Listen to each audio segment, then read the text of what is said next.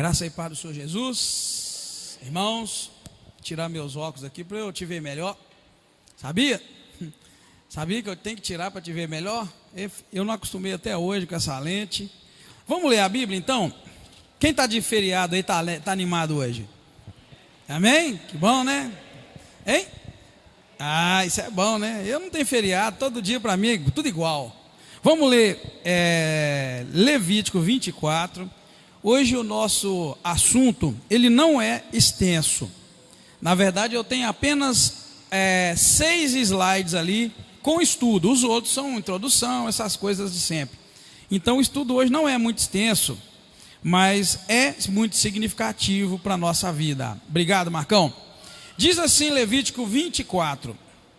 Disse o Senhor a Moisés: ordena aos filhos de Israel que te tragam azeite puro de olivas batidas para o candelabro, a fim de alimentar as lâmpadas continuamente. Arão as porá em ordem perante o Senhor continuamente, desde a tarde até a manhã, fora do véu do testemunho, na tenda da congregação. É estatuto perpétuo pelas vossas gerações. Sobre o castiçal de ouro porá em ordem as lâmpadas perante o Senhor continuamente. Tomarás flor de farinha e delas cozerá 12 bolos ou bolos, tendo cada bolo 2 décimos de um efa. Os porás em 2 fileiras, 6 em cada fileira, sobre a mesa de ouro puro perante o Senhor. Sobre cada fileira porás incenso puro, para que seja para os pães como porção memorial. É oferta queimada ao Senhor.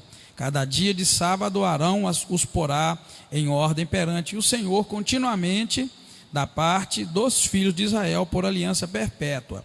Serão de Arão e de seus filhos, os quais o comerão em lugar santo, porque é coisa santíssima para eles, das ofertas queimadas ao Senhor, como estatuto perpétuo.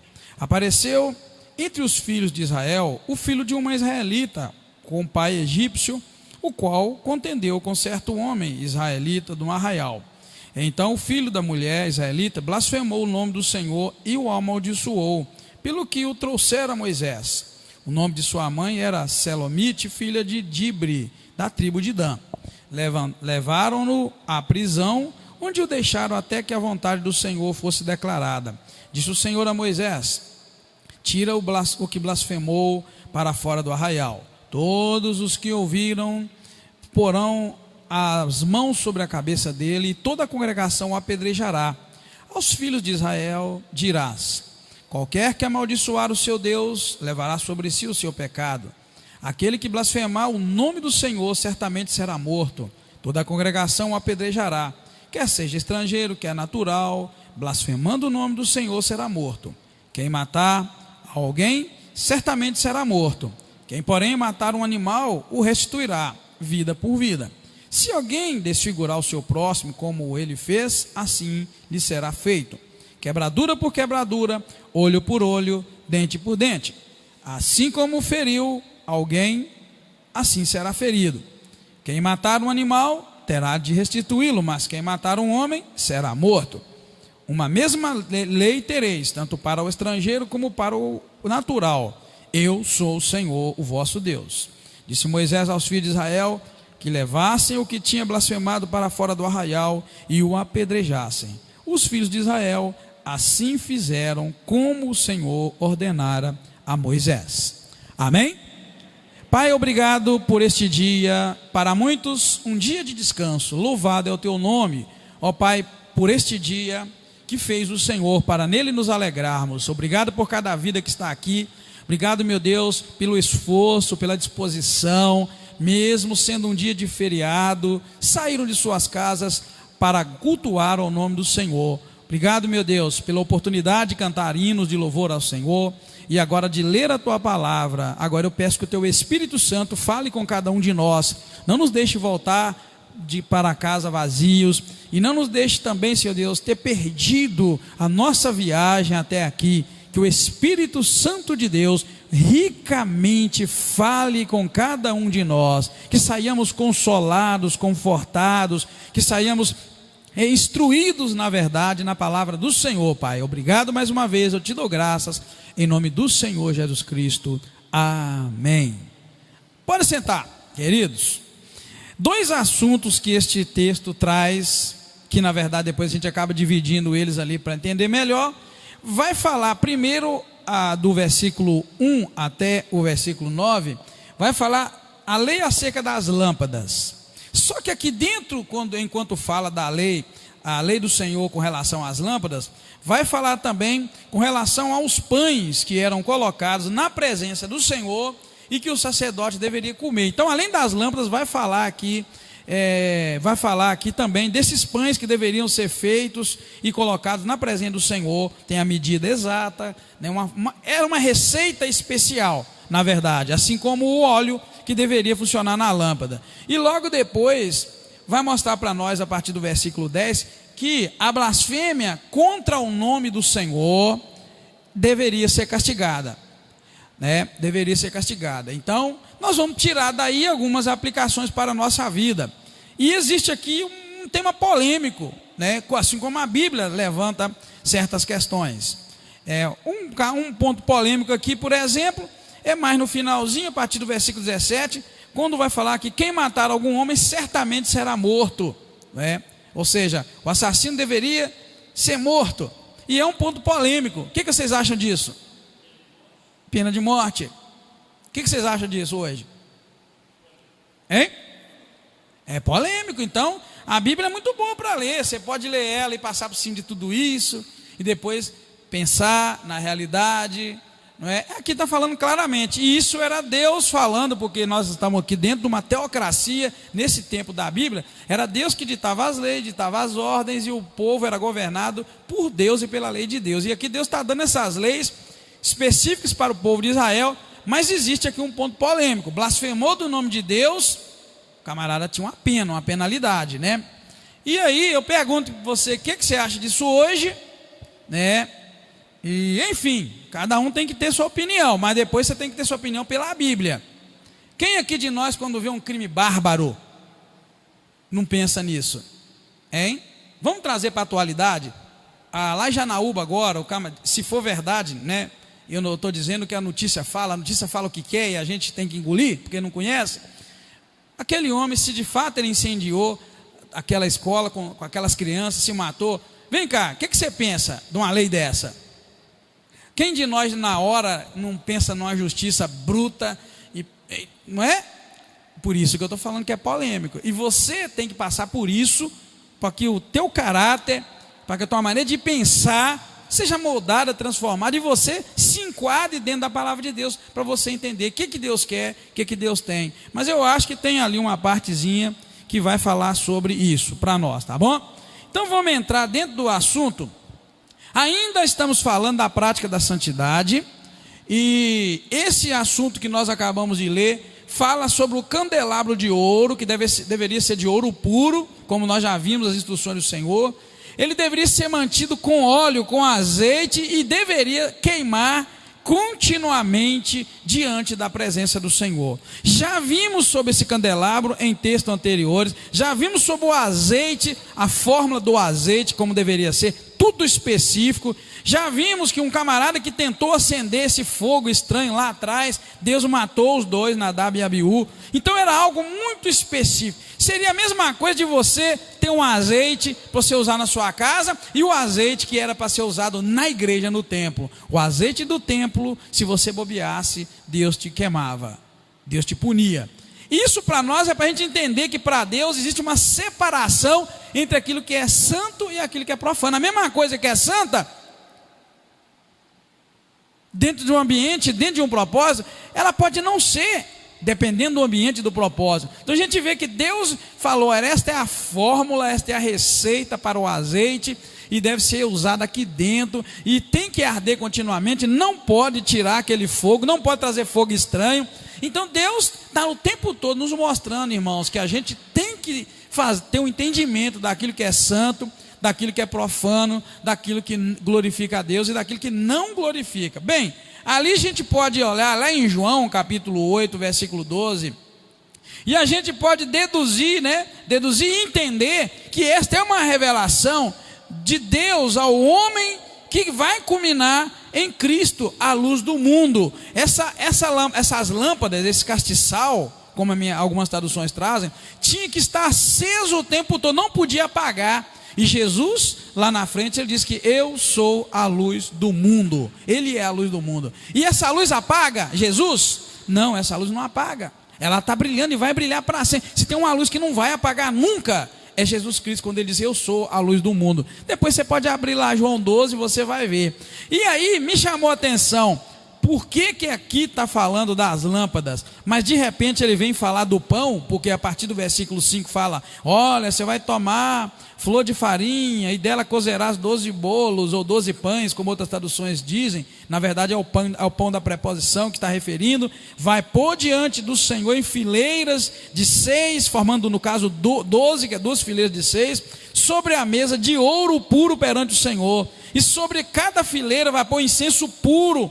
Aí a gente vai entender também, né, que quando vai falar desses pães, em número de 12, que representava ali então as tribos de Israel, esses pães deveriam ser servidos aos sacerdotes no dia de sábado. Se você notar o versículo 8 vai falar assim, cada dia de sábado Arão os porá em ordem perante o Senhor continuamente, para da parte dos filhos de Israel por aliança perpétua. E o 9, serão de Arão e de seus filhos, os quais comerão em lugar santo, porque é coisa santíssima, pois eles das ofertas queimadas ao Senhor, como estatuto perpétuo, pois coisa santíssima é para eles. Então veja bem, era dia de sábado que eles poderiam ter acesso. Então eles eram servidos e comidos pelos sacerdotes em lugar santo. E se você for lá em João, você vai ver que Jesus ele diz que ele é o pão vivo que desceu do céu. Não tem muita coisa a ver, eu sou a luz do mundo, e aqui o capítulo 24 está dizendo para nós que as lâmpadas feitas com aquele azeite especial não podiam ser apagadas, tinha que ter acesa todos os dias com azeite especial diante do Senhor. Jesus diz que ele é o pão vivo que desceu do céu. E aí a parte do versículo 5 até o 9 vai falar de 12 pães específicos feitos para aquele serviço a Deus, e que o sacerdote deveria alimentar-se, comer em lugar santo, porque era santo. E Jesus disse com as suas palavras que ele é o pão vivo que desceu do céu. Amém, igreja? Amém? Aí eu lembro daquele hino que a gente canta, pão da vida, pão do céu, pão de Deus é meu Jesus. Não é assim? E aí a gente vai entendendo que a Bíblia, cá no Velho Testamento, traz várias figuras que nós vamos ver realizadas no Novo Testamento. Em Cristo Jesus nós encontramos essas figuras sendo concretizadas, né, realizadas. Depois do versículo 10 até o último versículo, vai falar para nós sobre a blasfêmia. Veja que em Êxodo 20, versículo 7, Deus já havia ordenado que o nome dele não poderia ser chamado em vão.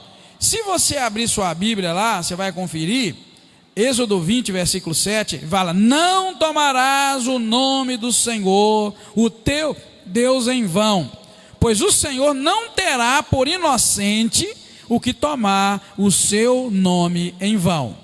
Amém, igreja? Êxodo 20, versículo 7, Deus já havia deixado claro para eles, olha, não use o nome do Senhor teu Deus em vão, porque quem usar o nome do Senhor Deus em vão, aqui está dizendo assim, não será inocente, será culpado. Mas veja que Êxodo 20, versículo 7, proíbe de usar o nome de Deus em vão, e diz que quem usasse o nome de Deus em vão, seria culpado de alguma coisa, mas não dá pena. Amém? Está entendendo, irmão? Êxodo 20, versículo 7, não diz qual é a pena, só diz que quem usar o nome do Senhor Deus em vão, não será inocente, ele é culpado. Mas não fala nada de pena, né? Então veja bem, que apesar disso, de Deus ter dito para que não se blasfemasse o nome dele, não usasse o nome dele em vão, a gente tem esse registro aqui no versículo 10, que alguém blasfemou do nome do Senhor. Mas por que Deus pede para não blasfemar do nome dele? Quem puder abrir a Bíblia aí, abra em Salmo 74, 18. Você vai ver por que não pode blasfemar do nome do Senhor Deus. Você já ouviu alguém dizer que quem blasfemar de Jesus, blasfemar de Deus tem perdão, mas quem blasfemar do Espírito Santo de Deus não tem perdão? Já viu? A coisa lá é feia, tá? Não brinquemos com o nome de Deus. Tá vendo? Um povo insensato tem blasfemado do nome do Senhor. Então fica claro, irmãos, que blasfemar o nome de Deus é prática de ímpio. Por isso que Deus de cara proíbe chamar o nome dele em vão, usar o nome do Senhor Deus em vão, que na verdade usar em vão é usar desnecessariamente e usar para fins impróprios, é o mesmo que blasfemar de Deus, é atribuir a Deus coisas que Deus não faz. Então isso tudo entra na blasfêmia, em idolatria e por aí vai. Então está dizendo para não misturar o nome de Deus e nem usar o nome do Senhor Deus em vão. E esse texto que o irmão leu mostra bem claro quem é os insensatos que blasfemam do nome do Senhor. É eles quem se levantam. Então essa é uma prática, blasfemar do nome de Deus é uma prática ímpia. E aí, se você acompanhou a leitura de Levítico 24:10, você vai ver que o homem que blasfemou de Deus aqui, do nome do Senhor, era filho de uma hebreia com o pai egípcio. Ele era um mestiço então, filho de uma mulher hebreia e com um pai, né, que era egípcio. E a gente pode então ver aí esse mestiço da influência da época ainda que eles viveram no Egito. Você já imaginou quantos anos que o povo de Israel ficou escravo no Egito? Claro que houve sim algumas alianças, e também não só alianças, mas havia aquela raiz, a raiz. Vamos lá, quantos anos que o Brasil já tem de colonização? Pode chutar, não precisa ser exato não. Hein? Não é? Mais de 500 de colonização. E nós temos ainda alguma raiz, por exemplo, de quem nos colonizou? 500 anos depois? Tem. Hein? Isso, tem muita coisa. Por isso que eu quero que você entenda. Não estou dizendo aqui que esse menino, esse homem, na verdade, filho de uma hebreia com um pai egípcio, era um menino que nasceu no Egito, era um homem agora. Não, nós estamos falando de muitos anos depois. Eu estou falando da influência. Nós temos muito temperamento do nosso colonizador, nós temos a cor da pele, nós temos um punhado de coisa. Então aquele povo viveu anos e anos dentro da cultura do Egito. E aqui a gente vê um negócio estranho, a mistura de povos, e logo alguém, filho dessa mistura, aqui entre um egípcio e uma hebreia, é que o camarada blasfema. Diz o versículo 10, apareceu entre os filhos de Israel, o filho de uma israelita, com pai egípcio, o qual contendeu com certo homem israelita no arraial. O camarada contendeu com um israelita. E diz o versículo 11, que então o filho da mulher israelita blasfemou o nome do Senhor e o amaldiçoou, pelo que o trouxera Moisés. O nome da sua mãe era Selomite, filha de Dibre, da terra de Dan. Não fala nem qual foi a blasfêmia, mas fala que ele blasfemou. Está vendo? Blasfemou o nome do Senhor. E eu queria que você entendesse que a gente precisa também entender quando as pessoas blasfemam do nome do Senhor Deus. E eu vou dizer, ultimamente no Brasil estão blasfemando descaradamente de Deus por aí, na TV, em todo lugar, e a gente nem sequer dói em nós saber, opa, está blasfemando de Deus ali. Já parou para pensar? Nós estamos vivendo um tempo que a gente tem que ter esse discernimento. Blasfema de Deus, você cruza o braço, Deus resolve, é um problema dele, mas Deus resolver como? Se nós sequer movemos o coração de Deus para ele mover, para ele fazer algo. Estamos dentro de uma campanha de 40 dias de oração e de jejum, pelo Brasil, por alguém que a gente quer que aceite Jesus, pela nossa família. Nós estamos num bom momento para mover o coração de Deus e dizer: Deus, estão blasfemando do nome do Senhor, levanta-te, defenda o teu nome, ó Deus. Pela mesma oração, não é? Pela mesma oração, porque Jesus, a palavra de Deus, diz no Novo Testamento, que a nossa luta não é contra a carne nem contra o sangue. Então não adianta pegar pau e nem porrete, não é contra a carne nem contra o sangue. A nossa luta é contra os principados e potestades nas regiões celestes. Então como é que nós vamos mover os anjos que estão nas regiões celestes para vencer alguma guerra, se não através da nossa oração? Hã? Deus, estão blasfemando o teu nome está sendo envergonhado. Levanta-te, ó Senhor. Olhe para o que estão dizendo, fazendo. É isso que a gente tem que fazer, querido. A nossa guerra é espiritual. Mas na verdade a gente larga para lá, deixa Deus, né? Deixa o pregador lá da TV, ele tem mais alcance. Querido, quem está acordado espiritualmente, ele diz amém.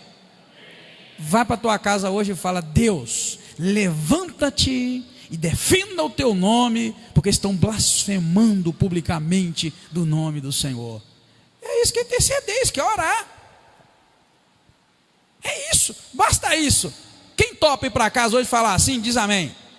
Vamos para casa hoje, vamos só falar isso. Vamos fazer isso.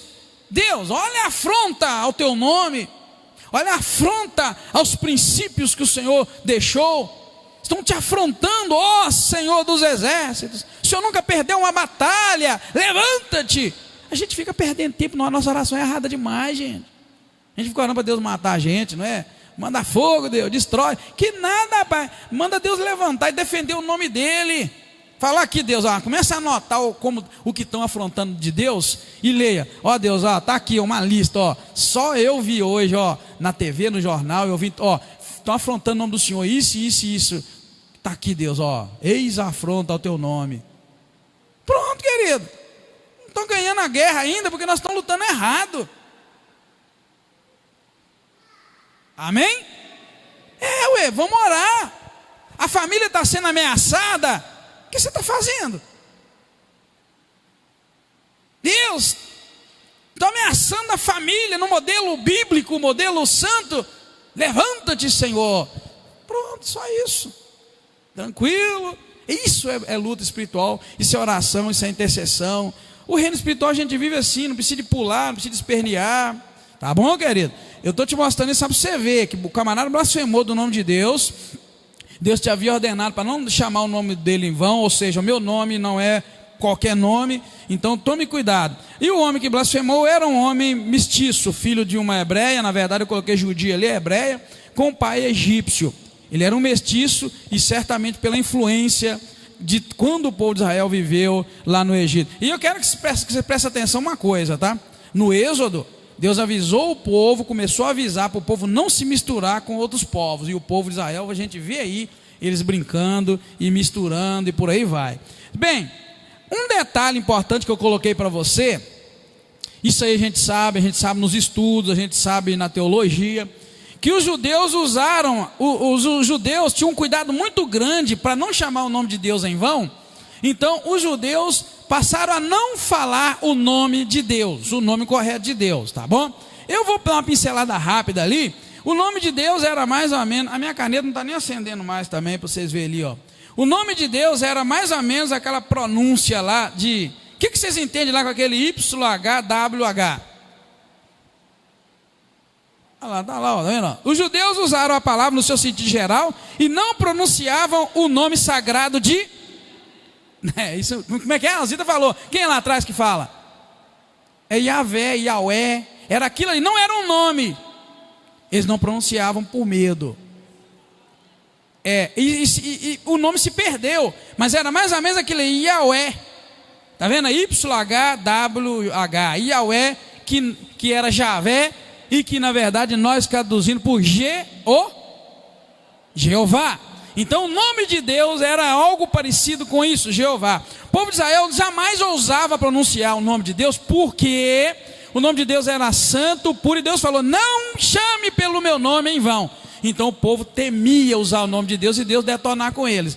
Então veja bem, eles não ousavam pronunciar o nome sagrado de Jeová, de Yahvé, sob hipótese alguma. E então eles substituíam o nome de Deus nas suas escrituras.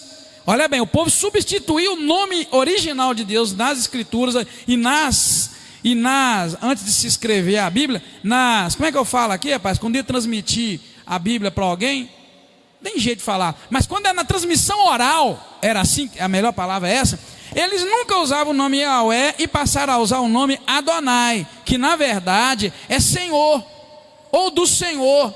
Então não está em hebraico essa palavra, porque entendia-se que o nome Adonai, o nome Hashem, que na verdade é mais ou menos isso, que é aquele negócio lá, se alguém quiser ler, pode ler, está vendo lá entre parênteses como é que escreve? Escreve daquele jeito, Hashem Adonai. Você vai ouvir demais. Se você pegar uma Bíblia hebraica para você ouvir, você vai ver muito, na hora que vai falar o nome de Deus, é Hashem Adonai. Disse o Senhor, seria disse Hashem Adonai. Eles nunca vão falar disse Jeová ou Yahweh. O nome se perdeu e era parecido com aquilo. Então, querido, a palavra ali na verdade é essa, Hashem, que nesse sentido referisse ao Senhor, porque o povo tinha zelo de não chamar o nome de Deus em vão. Pode um medo tão grande, um temor tão grande, fez o nome perder. Será que Deus estava dizendo para ele não chamar o nome de Deus em vão? Ele vai ter medo de chamar? Para e pensa. Deus falou, não chame em vão, não blasfeme do meu nome. Mas será que Deus estava proibindo falar o nome dele? Em vão. Amém, irmãos? Eu estou te dizendo isso para você ver que a gente desconhece Deus, tanto quanto o povo de Israel também desconhecia. Por quê? O povo desconhecia e tinha medo de pronunciar o nome. Hoje a gente desconhece e brinca com o nome de Deus, e blasfema do nome de Deus, desconsidera Deus, não leva a Deus a sério. Essa é a grande verdade. A gente não leva a Deus a sério. Eu já vi gente, irmãos, estou contando da minha experiência de convivência, eu já vi gente que Deus fez grandes coisas na vida dela, de certas pessoas. Essas pessoas ficaram firmes demais com Deus, porque o Deus que elas conheceram era um Deus mesmo que fez. E não demorou muito tempo para desviar e desbandar na vida, porque desconhece Deus. Não consegue firmar-se em Deus. Da mesma forma que Israel temia o nome de Deus, e até o nome se perdeu, hoje, por desconhecer na verdade Deus, eles temiam, desconheciam, então o medo deles não deixou eles nem pronunciar o nome. Hoje a gente também desconhece Deus, mas não com temor, a gente desconhece por desconhecer mesmo, e hoje Deus é tudo para nós, e amanhã Deus não é nada. Hoje Deus é fonte de temor para mim, e amanhã Deus não é nada. Eu estou por aí, numa vida que desregulada, descontrolada, sem regra, sem princípio, porque na verdade desconhecemos Deus, tanto quanto eles por excesso de temor, e nós por temor nenhum. A gente brinca com Deus, chama o nome do Senhor Deus em vão. Querido, eu gosto sempre, quando eu estou falando sobre isso aqui na igreja, de lembrar como o nosso Brasil e o mundo está perdendo a essência de Deus. Alguns irmãos aqui vão lembrar do que eu digo, do que eu vou dizer agora, mas outros nem sabiam que isso existia. Quem aqui lembra daquela época? Não importa a igreja, tá, irmão? Não importa a igreja, só quer que levanta a mão. Quem aqui se lembra de uma época em que, quando um homem de chapéu passava perto de uma igreja, ele tirava o chapéu? Quem lembra? Levanta a mão. Muita gente. Quem lembra também? Eu sei que menos vão lembrar. Quem lembra de um tempo? É muito raro, mas existia ainda. Quando o camarada ia falar o nome de Deus, a mesma coisa. O camarada, lembra? Levanta a mão, eu lembro. Querido, nós estamos perdendo muito de Deus. Será por que o nosso país era o que era? Em termos de ética, de moral, criminalidade. Nossa Deus, tinha lugar que não tinha nem crime. Antigamente na roça, você dormia com todas as janelas abertas, porta aberta. Você tinha que tomar cuidado para não entrar cobra lá dentro, entrar animal, porque na verdade, querido, o camarada tinha o nosso país tinha gente, tinha ser humano. O camarada sabia que aquela porta aberta não era dele, ele podia ir lá para fechar a porta para você. Querido, por que será que nós estamos chegando na situação que nós estamos? É porque Deus agora deixou de ser um Deus real. Para que tirar o chapéu para Deus? Para que quando alguém falar o nome de Deus eu reverenciar? Pastor, mas não tem nada a ver tirar o chapéu. Não tem para você hoje, que já se perdeu nessa cultura. Entenda, olha o que eu estou dizendo para você. Não tem para você que já se perdeu ao longo da cultura, porque perdemos os valores. A cultura perdeu o seu valor também. Não é assim? Pudor, perdeu-se o pudor. E está perdendo cada vez mais. Por que está perdendo? Porque estão distanciando de Deus. Você vai distanciando de Deus, você passa a não conhecer Deus. Eu fico preocupado, o que vai acontecer, qual o evento que Deus vai fazer para que a gente volte a honrar e a respeitar o nome dele. Eu me preocupo, eu oro e falo, Deus, qual vai ser o evento? O que o Senhor vai usar? O que o Senhor vai usar para trazer de volta a nação brasileira para a tua presença? Eu preocupo, querido. Enquanto vocês estão aí pensando em comprar carro, cavalo, e enriquecer, e trabalhar, e adquirir diploma, eu estou numa preocupação terrível.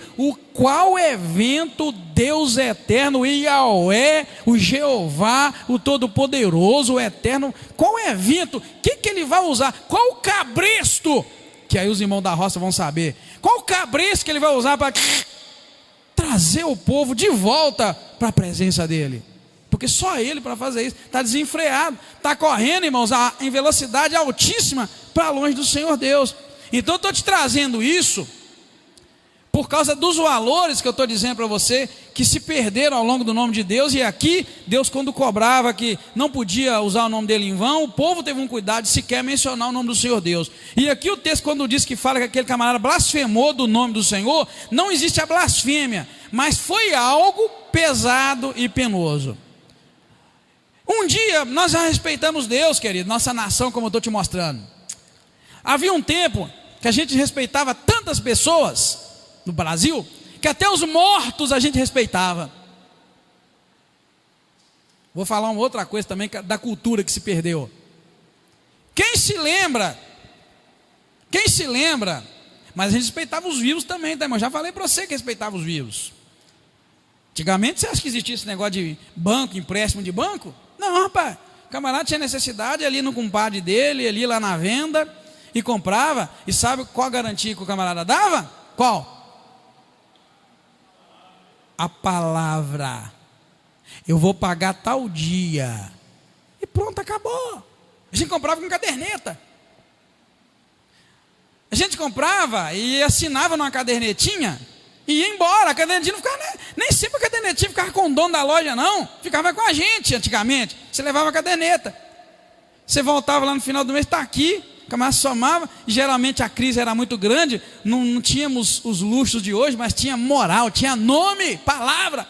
Então o camarada aí com a caderneta somava, e aí ele, não vou poder pagar tudo, vai dar só isso. Não tem problema. Aí você pagava tudo, ele abatia e jogava o resto para o mês que vem, e você ia lá, caderneta, palavra, boca. Hoje você faz de tudo e ainda não recebe o que você talvez tenha emprestado, palavra. Então a gente obedecia, a gente respeitava o vivo, mas também respeitava o morto.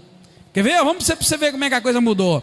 Quem se lembra de uma época em que quando passava um funeral, as pessoas fechavam pelo menos parte das portas do comércio? Quem lembra? Levanta a mãozinha. Um morto. Você lembra disso, Laodiceia? Lembra não, né? Hein? Fechava, irmãos, a metade da porta. Eu fico pensando, Deus, fala, Deus, por quê? Você lembra disso aí, Wellington? Você lembra lá, Wellington? Hein? Lá na sua terra não tinha não? Gente, eu fico pensando assim, sabe o que eu fico pensando? Meu pensamento é, por que nós perdemos algumas coisas? Por que será que perdemos algumas coisas?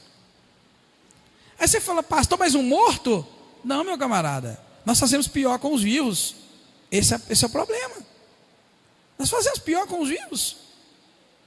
Por que você perdeu todos esses valores? A palavra da gente não vale mais nada.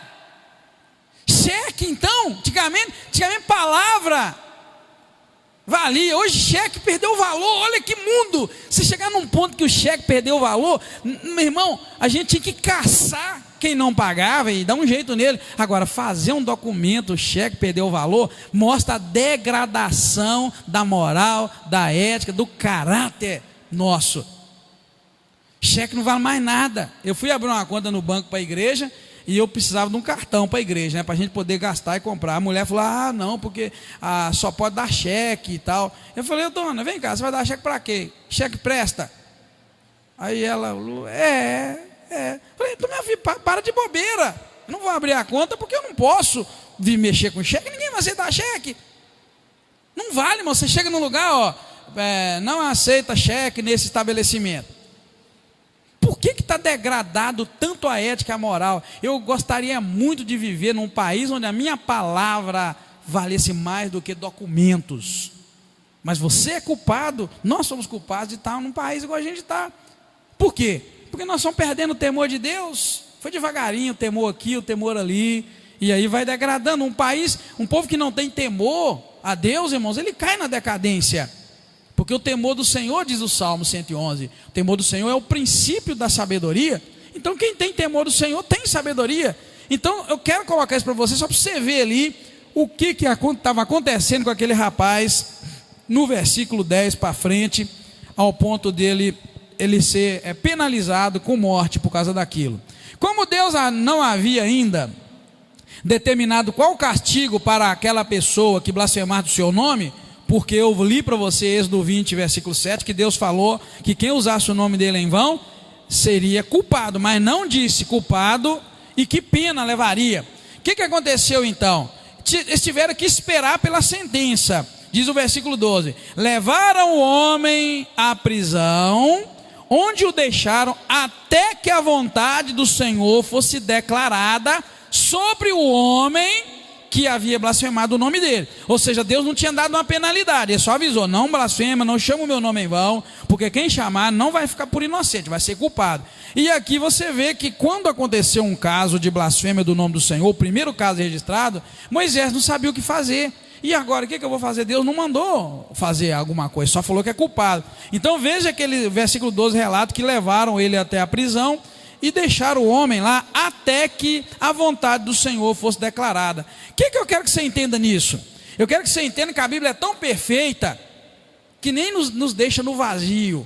Deus declara que o camarada é culpado em Êxodo 20, mas não declara a pena. Agora aqui no Levítico 24, Deus vai declarar a pena. O que se deve fazer com o homem que blasfema do nome do Senhor? Então, irmãos, a sentença foi dada.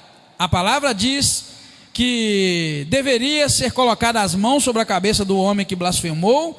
Exatamente me chamou a atenção como eles deveriam fazer com o bode expiatório lá de Levítico 16, 21. O bode expiatório teria que ser levado, eles teriam que colocar as mãos sobre a cabeça do bode e matar o bode. Então aqui foi exatamente o que Deus falou: olha, o homem que blasfemou, vocês deverão colocar as mãos sobre a cabeça dele, todos aqueles que ouvirem, colocar a mão na cabeça dele, e também exatamente como se devia fazer, e depois deviam matar o camarada a pedrada. A diferença é que o bode não era morto a pedrada. Veja bem o que diz o versículo 13: disse o Senhor a Moisés: tira o que blasfemou para fora do arraial, todos os que o ouviram porão as mãos sobre a cabeça dele. Presta atenção, Deus manda tirar o homem que blasfemou do nome dele para fora do arraial, e manda, olha, presta atenção comigo, e Deus, olha o versículo 14, manda tirar o homem que blasfemou para fora do arraial, e diz que todos que o ouviram fazer o quê? Blasfemar do nome do Senhor. Todos aqueles que o ouviram blasfemar deveriam colocar as mãos sobre a cabeça dele, e aí toda a congregação deveria pradejar. O bode expiatório do capítulo 16 era um bode, irmãos, que deveria também se colocar as mãos sobre ele para fazer a transferência simbólica do pecado. O pecado das pessoas passariam por bode. E o que acontece com o pecado? A Bíblia diz em Romanos: o salário do pecado é a morte. Então, era transferido o pecado da nação de Israel para o bode, e o bode só tinha um fim para ele, que era o salário do pecado, que era a morte. Aqui, veja bem, quem deveria colocar as mãos sobre a cabeça do bode era quem tinha escutado o homem falar blasfêmia. O que você acha que Deus fez isso? Por quê? Vamos dizer que nós somos quinta igreja. Esse grupinho daqui, porque está menor, só para servir de exemplo, ouviu nós estávamos vivendo naquela época, aquele grupinho ali ouviu um homem blasfemar do nome de Deus. Aí aquele homem foi levado até Moisés: Moisés, esse homem aqui blasfemou do nome de Deus e nós ouvimos, ou pelo menos um ou dois nós ouvimos. E aí Moisés fala: vamos levar esse homem, prender ele. Foi levado à prisão, versículo 12, vamos prender ele, e eu vou consultar Deus para saber o que vai fazer, porque Deus falou que não podia chamar o nome dele em vão, mas não falou o que vai fazer. Moisés foi e consultou a Deus. Aí Deus vira para Moisés e fala isso: olha, Moisés, você vai fazer o seguinte: tira o homem que blasfemou de mim para fora do arraial, E depois chama aquele grupinho que ouviu blasfemar de Deus, leva eles lá. E aquele grupinho vai impor a mão na cabeça do homem que blasfemou, exatamente como se deveria colocar na cabeça do bode. E aí a congregação de Israel vem toda, não só os que blasfemaram, a congregação vem toda e chama a pedra nele e mata ele. Sabe a coisa mais bonita que eu vejo aqui? É que Deus estava cortando o mal pela raiz, que a gente precisa aprender a fazer isso. Às vezes a gente vê que tem um homem, um menino, um homem, uma mulher blasfema ou blasfema dentro da igreja, blasfema de Deus e fala coisa, e a gente larga ele para lá. E você notou que Deus está fazendo um tratamento com todos que ouviram o homem blasfemar? O que acontece se aquele grupinho ali que ouviu blasfemar de Deus não participasse da penalidade do outro? Aquele grupinho ali era tentado a dizer o quê? Ah, não tem nada, Bob, Deus não fez nada, então eles iam blasfemar no futuro. Hein? Servir de exemplo, simbolicamente trazendo para o Novo Testamento, mostrando que o pecado tem que ser tratado, não pode passar de liso. Então, queridos, são muitos ensinamentos para não contaminar a nação. Por que nós vivemos hoje, o país que nós vivemos? Eu te mostrei, perdemos o temor de Deus, passamos a nossa palavra não tem mais valor, o documento tem mais valor, a gente rouba o outro descaradamente. Você sabia, queridos, que eu conheço alguns irmãos que no passado emprestavam dinheiro, emprestavam aqui, emprestavam ali, e já compartilharam comigo que tem gente descarada que falou um dia, um irmão falou comigo há muitos anos, há 20 anos atrás, que emprestou um dinheiro para alguém, e quando foi receber, sabe o que a pessoa falou? Me leva na justiça. Como é que você vai levar alguém? Tem algum advogado que o juiz estudou direito, como é que você vai levar alguém na justiça? Você emprestou para o camarada 1.000, 2.000, 3.000, 5.000, 10.000, leva na justiça para o juiz ganhar sua causa, que você emprestou dinheiro, você não é banco, você não pode emprestar. O camarada falou comigo desse jeito, e sabe quem falou? Foi o bandido que pegou emprestado. Está desviado já há muitos anos já. Então, quer dizer, cadê a moral, cadê a ética, cadê o valor da palavra? Perdeu, querido. E Deus está te chamando a atenção para isso. Você vai lá na loja e compra, paga o que você deve. Perdeu o emprego, vai lá na loja, dá satisfação. Ó, estou desempregado, não tem dinheiro, não tem salário de desemprego, então, ó, me ajuda aí, ó, diminui os juros, eu vou te pagar um dia. Mas seja homem, seja mulher. Quem deve paga o último centavo. É isso que nós estamos notando. Por que a gente chegou num nível de descaramento que você compra e foge da cidade? Compra, foge do bairro. Compra, foge, some para não pagar. Olha lá, ó, o Eterno, o Yahweh, o Todo-Poderoso, está vendo e anotou lá que você tem uma dívida. Vê como é que a gente perde o temor de Deus, a gente fica descarado e fica provocando a ira de Deus. Então, querido, eu quero que você entenda que Deus então determina que o camarada deveria ser apedrejado, porque ele blasfemou do nome do Senhor Deus. E diz o versículo 15 que aos filhos de Israel você vai dizer: qualquer que amaldiçoar o seu Deus, levará sobre si o seu pecado, e aquele que blasfemar o nome do Senhor, certamente será morto. Toda a congregação o apedrejará, quer seja estrangeiro, quer seja natural. Blasfemou o nome do Senhor, verso 16, está no salmo, vai ser morto. Então, querido, a gente precisa buscar de volta o temor de Deus para a nossa vida, ver que o nome de Deus é poderoso, o nome de Deus não pode ser chamado em vão. Mas eu gosto muito dessa disciplina aqui, quando Deus vai e coloca o que deveria ser feito com a pessoa que blasfemou. Então a gente precisa vigiar mais. Nós estamos na liderança da igreja, viu, irmãos? Nós que somos professores, quando a gente vê uma atitude de blasfêmia contra o nome do Senhor Deus, vamos levantar a bandeira de Jeová, amém, irmãos? Vamos levantar com amor, falar: ó, meu amado ou minha amada, você sabia que no Velho Testamento o que blasfemasse deveria ser apedrejado? Se você estivesse lá agora, nós ia ter que impor sua mão na sua cabeça e chamar a pedra em você. Minha irmã, meu irmão, aproveita a bondade, a da graça de Deus, para de blasfemar. Hoje as pedras vêm de outra forma, amém, irmãos? Hoje Deus mata de outra maneira. Você pensa que Deus mata igual aqui? Não, Deus, nós vamos ver isso mais na frente, não coloquei ali. Você vai ver que Deus vai agir de outra forma, mas a gente precisa usufruir dessa graça de Deus e ver, meu irmão, talvez você andou blasfemando de Deus essa semana na sua casa. e nem se deu conta, hein? Talvez você blasfemou o nome do Senhor Deus de alguma maneira, está levando sobre si uma culpa terrível. Busca a Deus, clama a Deus, tem misericórdia, Senhor, e me ajuda. Então a gente precisa entender esses procedimentos de Deus e qual o motivo. O motivo que Deus fazia aquilo era mostrar para o povo que eles deveriam temer o Senhor Deus, tá bom? Bem, depois do versículo 17 para baixo, são recapituladas algumas leis, e há um destaque aqui para a morte de quem matasse. Acabou de falar aqui que deveria ser apedrejado quem blasfemasse o nome do Senhor. E o versículo 17 fala assim: quem matar alguém, certamente será morto. Destaca aqui para a pessoa que matasse uma outra. Mas por que Deus chegou a dizer aqui no Velho Testamento que quem matasse alguém deveria ser morto? Eu vou dizer uma coisa para você, irmãos. Quem é que criou o homem à imagem e semelhança dele e depois colocou o espírito dele no homem? Foi Deus. Então quando você mata alguém, você não está simplesmente matando o corpo, você está eliminando uma alma, uma vida preciosa.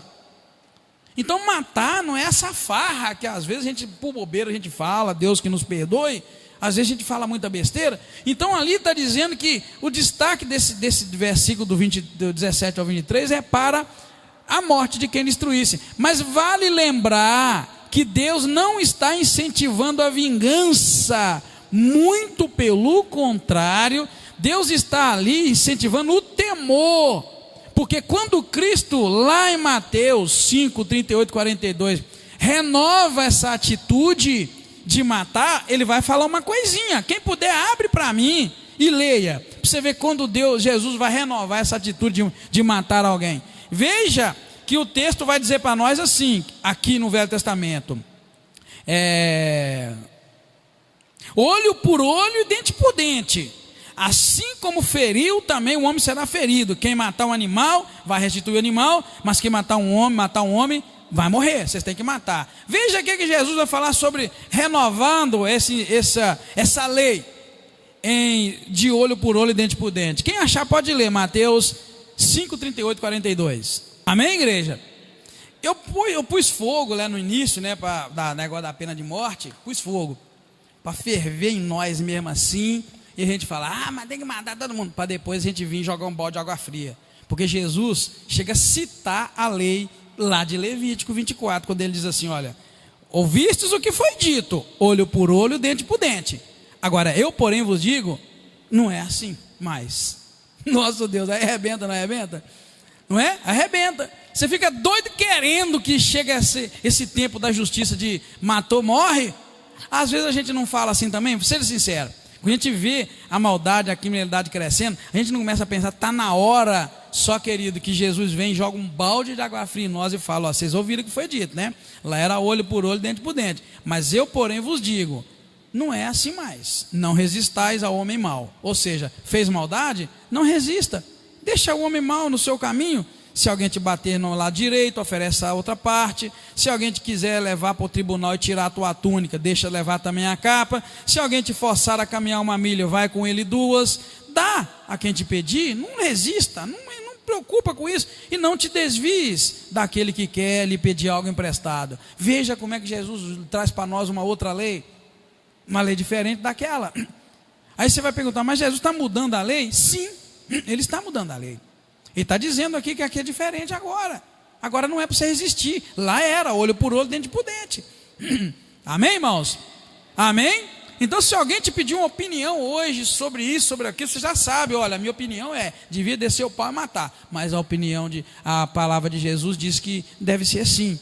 Então a gente tem que pedir a Deus para não estar numa situação terrível dessa. Então veja que não há ali nenhum incentivo à vingança, quando diz no Velho Testamento: o homem que matar deve morrer. É que Deus estava mostrando para eles: olha, vigia, tirar a vida de alguém, vocês não podem, porque na verdade é eu que posso dar a vida. E quando na verdade um homem tirava a vida e eles matavam aquele homem, o que geralmente acontece numa nação onde determinados crimes são pagos com a própria vida, pena de morte? O que acontece? Não acontece tanto crime naquele grau que a penalidade é a morte, não. Eu já morei nos Estados Unidos e sei disso. Eu tinha um medo terrível de morar em algum estado dos Estados Unidos que tinha pena de morte. Medo. Sabe por que medo? Você não sabe o que pode acontecer. E lá é cruel. Matou, cometeu um crime que foi julgado e é pena de morte, acabou. Você vai contar os seus dias. Pode demorar 1 ano, 2 anos, 3 anos, 4 anos, 10 anos, 20 anos. Chega a tua hora, acabou. É injeção letal, é cadeira elétrica. E o camarada já virou tradição, ele tem o último pedido, né? Geralmente é perto. Teve um lá que pediu que queria comer hambúrguer. Eles deram pelo hambúrguer, né? Querido, morre. Já teve aí seriado, não é? Acho que é seriado, como é que chama, na Discovery, os canais aí. Como é que chama aquele caminho da cadeira da morte? É Corredor da Morte. Acompanhando os. Quem já viu? Eu já vi uma vez. Quem já viu? O Corredor da Morte, os últimos meses ou anos da pessoa que vai morrer. Entendeu? Muitos lá renovam a sua fé, enfim, aceita Jesus, mas vai para lá e morre. E eles acham aquilo muito cruel e ingrato, mas vai e morre. Então, querido, a gente precisa repassar isso para nós. Sabe o que eu penso? Um dia eu disse aqui, não é pretensão minha. Eu penso que a gente precisa colocar as leis dentro do nosso coração. E acabou, e viver ela, não precisa ninguém estar te cobrando. Não é? Se tem um radar que fala que a velocidade é 60, não precisa de ninguém, não precisa nem de radar. Não é? É 60. Se tem um radar que é 100, não precisa nem de ninguém. A gente tem que pôr as leis no nosso coração, irmãos, e simplesmente cumpri-las sem ninguém estar na cola, não precisa de pena de morte. Se tem uma linha ali, dali para lá é do meu vizinho, rapaz, eu chego na beiradinha e grito lá, ô vizinho, oi, posso chegar? Rapaz, a gente precisa aprender a ter esses princípios. Amém, irmãos? Amém, igreja? A gente precisa ser cumpridor das leis e acabou. A gente precisa entranhar os princípios bíblicos da ética, da moral, as leis sociais, as leis referentes ao relacionamento com Deus, colocar aqui dentro de nós e criar um padrão em nós. É para ser cumprido, eu vou cumprir, e eu vou cumprir por prazer. É gostoso viver debaixo da lei e não viver fora da lei, nem à margem da lei. É gostoso viver dentro da lei, e é o que nós estamos vendo. E aqui Jesus vem pôr para nós uma lei diferenciada, né? Da liberdade. Na verdade, essa lei do Senhor, de Jesus, é a lei da liberdade, a lei da escolha, mas a lei de assumir as consequências. Então a gente precisa pedir a Deus graça e misericórdia. Deus não está incentivando aqui em Levítico 24 a vingança, mas Ele está querendo colocar o temor nas pessoas e dizendo, olha, se matar você morre, não mata porque vai morrer. Aí certamente o pessoal tinha medo de matar, porque se eu matar eu morro. E geralmente quando você tem medo você sabe que se você matar você vai morrer, o camarada não mata. Ele faz isso que Jesus disse aqui, ó. Num país e num lugar onde matar se é perigoso morrer, sabe o que acontece? Eles batem na sua cara, mas você vai tomar cuidado ao bater na cara do outro. Ó, eu já ouvi muito polícia falando sobre qual o seu procedimento, só um minutinho, qual o seu procedimento num assalto. Eu já ouvi demais, é sempre a mesma coisa, não reaja, não faça movimentos bruscos, entrega tudo que te pedir com calma. Como é que a gente vai conseguir calma naquela hora? Mas é assim, não faça movimentos bruscos, entrega tudo que te pedir. Se te pedir carro, dinheiro, entrega tudo, mas deixa eles verem, ó, não, tranquilo, sai devagar, não faz movimento, nem olha no olho, para eles não verem que você viu. Essas são as instruções, regras que a gente tem que seguir para não se dar mal, não piorar a coisa. E você já viu, de vez em quando tem aí para a internet afora, camarada que reage, camarada que faz um movimento brusco. Tem uma reportagem recente de uma mulher que fez um movimento brusco e morreu no assalto de carro, não se lembro onde. Vocês lembram disso? Então a pessoa fez um movimento brusco, tropeçou, sei lá, ia cair, o camarada cruelmente. Então, querido, a gente precisa entender que quando o Senhor está nos ensinando aqui, se bater de um lado, dá o outro lado. Chamou para andar uma milha, vai 2. Pediu a túnica, dá a capa. Ele está querendo te evitar de maiores encrencas. Fica na sua. Violência gera violência. Ele está dizendo que apanha, mas não bate. É duro o ensinamento de Cristo? Hein? É duro. Pode falar, irmão. Aliás, só um minutinho então, antes de... Aí vocês viram, você lembra, você mesmo que viu, todo mundo viu. Depois eu tiro dali, do Bocó ali de Valadares ali, que o camarada armado, você lembra? E ele, mata. Vocês viram o vídeo? O que deu? Hein? Tinha um policial na história, quem era o policial? Era o que morreu ou o que matou? O camarada com a arma na mão... E o outro, mata, mas você foi homem mesmo. Hoje, pelo amor de Deus. Aí os especialistas de segurança falavam que aquilo é loucura. Quando alguém tem uma arma apontar para o seu lado, você tem que ter uma chance de correr, fugir. Não, o camarada quer provocar, mata, você for homem. E o outro filmando, né? Igual filme mesmo. Mata, você for homem. E o que deu? Deu o que ele queria. Aí Jesus está ensinando isso. O camarada puxou a arma para o teu lado, não agita, cai fora. Bateu, você dá o outro lado. Quis mandar uma mira, vai duas. Pediu a roupa de fora, dá de baixo. Pô, evita a violência. É igual lá a lei do assalto lá, a regra. Vai te assaltar, não agita, não briga, não tenta pegar os teus bens. Deixa levar, a tua vida vale mais. É o que Jesus está te ensinando. A tua vida vale mais. Então não pague o mal com o mal, nem com violência. Não vingue. Por quê? Deus está cuidando de você. É a lei do Novo Testamento, é a lei que impera para nós. Sim, irmão. Eu diria para vocês orarem, Juninho, você e os outros irmãos que usaram, para nunca precisar e corre de usar. Porque só Deus vai dizer o que vai acontecer com vocês. E na verdade, está falando aqui que não pode tirar a vida, porque nós não podemos dar a vida. Então, ora a Deus, corre, se isso é possível, depois eu vou até tirar dali para não te comprometer, corre da encrenca, corre de usar arma. Eu vejo muita gente, porque tem o direito de uso de arma, o policial, o agente de segurança e outros, tem o direito de usar, põe esse tem bem assim, para todo mundo ver. Eu, se eu fosse você, escondia, porque é uma coisa complexa. Além da questão espiritual, que você tirou uma vida, você não pode dar, Deus não permite ninguém tirar a vida, nem o policial, essa é a regra, nem o que tem licença para tirar, Deus não permite, vai ter que responder isso com Deus. Existe uma outra coisa chamada consciência. Eu não sei se você e os irmãos conhecem alguém que já matou alguém. Vocês conhecem? Eu conheço, e vou dizer, essa pessoa não dorme em paz, talvez até morreu. Eu conheci uma pessoa que era matador. Não sei se o pastor Maci conhece, alguém conhece. O camarada morre. Esse eu quero até saber se ele morreu, eu tenho acesso à família.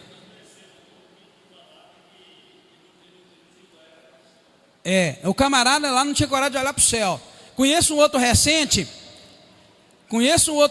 deixa eu dizer para vocês aí que usam arma, e pede a Deus para nunca usar, de coração, porque eu sou psicóloga e eu trato da questão psicológica aqui, e não apenas da espiritual. Conheço uma pessoa que matou, e sabe o que ele falou comigo? Que essa pessoa conhece um outro que matou, deixa eu corrigir, mas conversa comigo, é amigo. Ele disse que essa pessoa que matou está literalmente louco, porque ele não sai da cabeça dele a pessoa que ele matou pedindo, pelo amor de Deus, não faz isso, e ele fez na hora da raiva. Sabe o que é? Uma noite, 2 noites, 3 noites, 1 ano, 2 anos, você vê aquela cena, saber que você podia ter evitado de fazer aquilo, e você não fez. Então, querido, existe ainda, além do fator espiritual, só Deus pode resolver o caso de vocês que estão nessa área. Existe o fato que, porque a Bíblia fala para não tirar a vida, não podemos dar a vida, então nós também não podemos tirá-la, e Deus que tem o direito. Aí entra a questão psicológica, que é pesada. A outra pessoa lá, que eu conheço os familiares e que matava por encomenda mesmo, essa pessoa, eu vou ter que saber, tem que ter que saber se já morreu, mas não dormia. O revólver ficava tinha um revólver debaixo do travesseiro, tinha um revólver na gaveta, tinha um revólver lá na sala, e andava com revólver no carro, revólver em todo lugar. Por quê? Porque o temor, o terror de ter tirado uma vida e saber que alguém pode vingar e pode tirar a vida, por isso que eu estou falando que Deus não está promovendo a vingança ali, ele carrega aquilo para o resto da vida. E o que mais me preocupou foi que o outro, pelo amor de Deus, não faz isso, e ele fez. Aquela frase não sai da cabeça dele. E aí? É pesado, então, entendendo, irmão? Então eu oro por vocês e peço a Deus, vocês nunca precisam usar, porque se usar, essa questão psicológica é lei, é regra, você vai andar com ela. Vai andar, principalmente um crente então vai andar com isso mais ainda. Porque na verdade eu vou ser sincero com você, e você tirou a vida, você vai carregar aquilo, ninguém pode tirar isso do seu coração. Deus talvez possa. Então, é complexo, eu tenho pena de vocês e oro para vocês nunca precisarem de usar. Eu estou trazendo outra vez para vocês, você ter que lidar com a questão espiritual e a consciência. Vamos por outro lado? Vamos uma morte menos danosa para quem matou, mas é uma morte. Eu sei que aqui na igreja já tivemos casos de pelo menos 2 pessoas que mataram outra no trânsito, sem querer. Estava dirigindo o carro na avenida, o ciclista todo lá danado, drogado, sei lá o que, vai na ciclovia, pula na frente do carro, não deu tempo de parar, por um azar caiu, esmagou, que é a pancadinha pequena, a pessoa carrega nas costas o peso até hoje de ter matado alguém. E é para você ver que vida é vida. É vida é vida. Então, é algo muito sério, queridos, e um debate muito profundo, da liberdade de usar uma arma e depois tirar uma vida e depois carregar a consequência. Eu sei de 2, tá? Eu sei de 2 que no trânsito fizeram isso e carregam um peso. Pelo menos uma dessas pessoas deu depressão.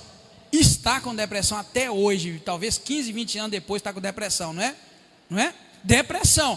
E não queria matar não, rapaz, estava dirigindo, o outro, né, deu bobeira lá, depressão. Então, é uma coisa para vocês orarem mesmo, de pé junto, e falar: Deus, não me deixa nunca, Senhor, precisar de usar, porque é terrível. Tá, o pastor Marci está lembrando aqui um fato que envolve nós daqui da igreja. Morreu o primeiro pastor que essa igreja consagrou, é o pastor Nilton. Eu sou o segundo, o pastor Nilton é o primeiro. O pastor Nilton estava vindo de Belo Horizonte numa viagem, e eu passei logo na frente dele, na BR, e vi uma chuva muito grande e o Nilton vinha atrás. Tanto que eu olhei pelo retrovisor, né, Nascil, assim, o céu escuro, falei: Nascil, está vindo um chuvão atrás de nós. Tem 2 opções: a gente corre da chuva, quando ela pegar a gente para mais perto de Patinga, ou então a gente vai ter que parar agora. Aí Nascil: diga, então se der, corre então na chuva. Eu desci o pau e a chuva vinha atrás de nós, e nós correndo. O Nilton vinha atrás de mim uns 20, 30 minutos, e nessa chuva o carro dele rodou, e uma carreta vinha de lá, bateu na traseira do carro dele, moeu o carro, matou todos que estavam no carro. Tinha 6 no carro dele, parece que era o quê? Um Astra, era um cadete, matou, irmão Hélito, mas matou todos eles que estavam no carro. O camarada, ele é a sogra, as filhas e a esposa. O que aconteceu? O camarada que bateu nele, não foi culpa, era um caminhão, uma carreta daquelas grandes de areia molhada, aquelas areias molhadas. O camarada bateu, desesperou, esperou socorro, estava ali, teve a sua experiência dolorosa ali, morreu, se eu não estiver enganado, 15 dias depois, de tristeza por ter matado. E ele não era culpado, ele vinha na pista dele, o carrinho de carro rodou, e ele bateu, empurrou o carro e matou todo mundo. Então a morte, gente, é algo tão sério que a melhor coisa é você estar lá, orar de pé junto. Deus, não me deixa você precisar de uma situação dessa, porque vai ser difícil você acertar a canela do camarada na hora do pega para capar, não vai ser difícil. Então você vai carregar algo. Esse moço lá, nós fomos no velório, o pastor Marci fez o culto fúnebre, e aí a gente ouviu as experiências. O camarada foi no velório secretamente, disse que ele estava no velório, ele assistiu o velório e morreu 15 dias depois. Tamanho desgosto e tristeza, só porque estava envolvido. Então, além de morrer a família, ele morreu por quê? De tristeza, porque tirou a vida de alguém, e sabe, e ali ainda é menos danoso, porque ele sabe que não podia fazer nada. Então, querido, é complexo, viu? Mas é o melhor caminho é a gente pedir a Deus a misericórdia dele, para nunca precisar de tirar a vida de ninguém. É a melhor coisa. Tem alguns que têm a graça de Deus de nunca ter que usar arma, né? Na verdade, o Brasil é hoje o que o diabo já vem plantando, trabalhando há anos, mas a gente deu bobeira, não viu? Achou que isso ia ficar por lá, agora está entrando dentro da nossa casa. Então, nós descuidamos. Então, o chamar de Deus é por temor agora, visando o futuro. O presente já está uma bagunça, mas nós podemos pensar no futuro. Amém, irmão? Deus abençoe, te guarda, te fortalece. Quero concluir dizendo para você aquilo: Deus não está incentivando a vingança, muito pelo contrário. E Cristo, quando renovou essa atitude, disse que não existe esse tem de olho por olho, dente por dente, não. Agora é a lei do amor, a lei do Senhor que impera, tá bom?